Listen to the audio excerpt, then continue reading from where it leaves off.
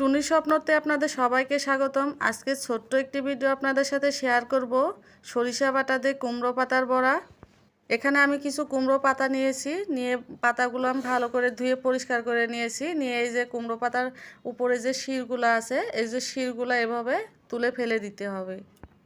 এই যে এখানে আমি সরিষাগুলো বেটে নিয়েছি। এই সরিষাগুলো বাটার মধ্যে আমি এখন লবণ, হলুদ, লঙ্কা গুঁড়ো, জিরা গুঁড়ো আর সামান্য জল দিয়ে আমি মশলাটা এখন ভালো করে মিশিয়ে নিব। এখানে আমি একটা চামচ দিয়ে মশলাগুলো ভালো করে মিশিয়ে নিচ্ছি। এই তো মশলাগুলো আমার ভালো করে মিশানো শেষ। মশলাগুলো মিশানোর পরে এখানে আমি একে একে সব পাতাগুলো নিব, নিয়ে পাতার যে উল্টা পাশটা আছে এরপর আমি সরিষা বাটাগুলো ভালো করে মিশিয়ে দিব। পাতাতে সরিষা বাটা লাগানোর পরে আমি পাতাটা এভাবে ভাঁজ দেব। ভাঁজটা ভালো করে দিতে হবে যাতে ভাঁজগুলো খুলে না যায়। তাছাড়া ভাঁজগুলো খুলে গেলে আবার ভাজার সময় মশলাগুলো বের হয়ে যাবে। সব পাতাগুলো একে একে এভাবে ভাঁজ দিয়ে নিতে হবে।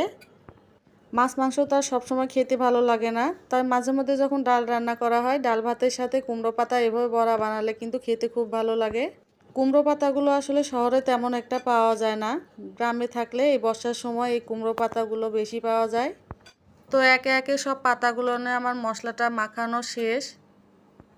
মশলাটা মাখানো শেষ হলে এখন পাতাগুলো আমি একে একে ভেজে নেব।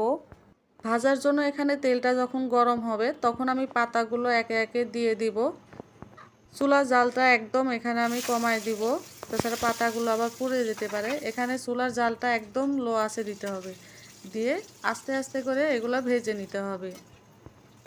চুলার জালটা যখন আবার একটু বেশি হয়ে যায় তখন উপরে পাতাটা ভাজা হলে ভিতরে মশলাটা আবার তখন কাঁচা থেকে যায়।